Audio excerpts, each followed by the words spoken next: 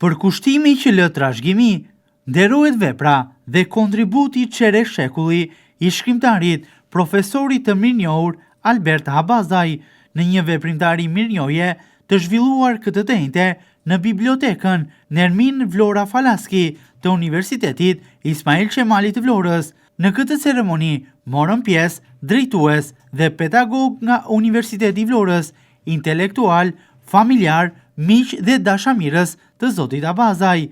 Veprimtari kjo e çelur me dhuratën më të bukur të zotit Habazaj, një tuf lule të dhuruar për gjyshi model nga Mbesat, dhurata më e çmuar e jetës së tij.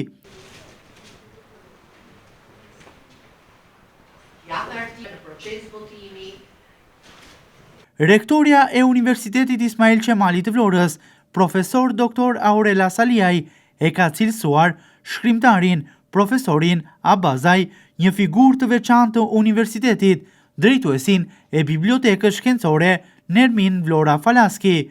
Duke cilësuar zotin Habazaj si një figurë shumë dimensionale, Saliaj thot se është një prej personaliteteve të nderit të këtij universiteti.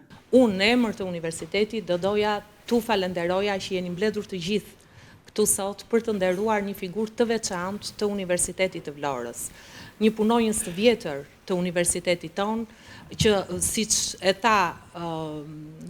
u tha dhe më përpara, ka qenë për shumë vite drejtues i bibliotekës shkencore, e kësaj biblioteke që ka pasur vendin këtu, këtu ka punuar për shumë vite, ka qenë jeta e përditshme e punës Albert Habazaj, të cilën ai e ka bërë në mënyrë shumë metikuloze, jo thjesht me shumë përgjegjësi, po edhe me shumë dashuri. Por figura Albert Habazajt është një figurë shumë dimensionale, që shkon përtej punësimit standard në këtë universitet. Siç e pam, është një figurë intelektuale nga vlerat e pakta dhe të rralla intelektuale të qytetit të Vlorës. Jemi me fat që i kemi akoma midis nesh dhe duhet t'i vlerësojmë dhe t'i stimulojmë sa të kemi mundësi më tepër. Dhe pikërisht për këtë arsye, për këtë kontekst, në të gjitha dimensionet, ai është nder i këtij universiteti, është nder i Universitetit të Vlorës. Për Roland Zisin, dekan i Fakultetit të Shkencave Humane, Albert Habazaj është intelektuali i cili ka lënë dhe do të vijojë të lë gjurmë trashëgimi të çmuar ndër breza.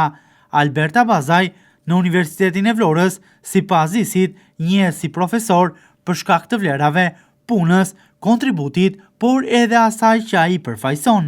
Në kuptimin individual ndihem shumë i nderuar dhe i privilegjuar që jam këtu për të vlerësuar mikun ton zotin Albert Habazaj.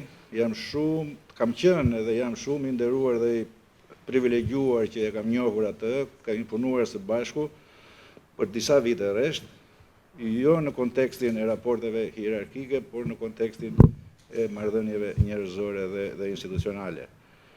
Dhe në këtë momente ndihem shumë i nderuar e përsëris që të vlerësojmë intelektualin, njeriu që ka lënë dhe vijon që do japi në vijimsi trashëgimi të çmuar në kontekstin e universitetit, njeriu që edhe në mënyrë formale nuk e ka gradën apo titullin akademik profesor në kuptimin e dhënies në kuptimin formal, por ne të gjithë këtu i thrasim profesor Albert Habazaj.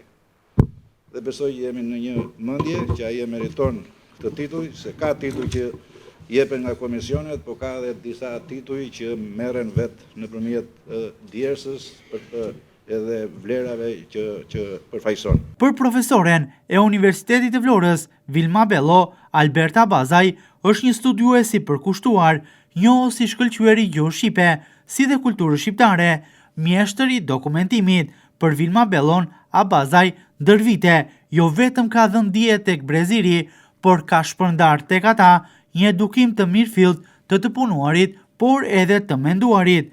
Gjithashtu, ai për shumë vite është një zë i rëndësishëm i jetës kulturore dhe asaj jashtë universitetit, por mbi të gjitha një mik i mirë dhe njeri me vlera.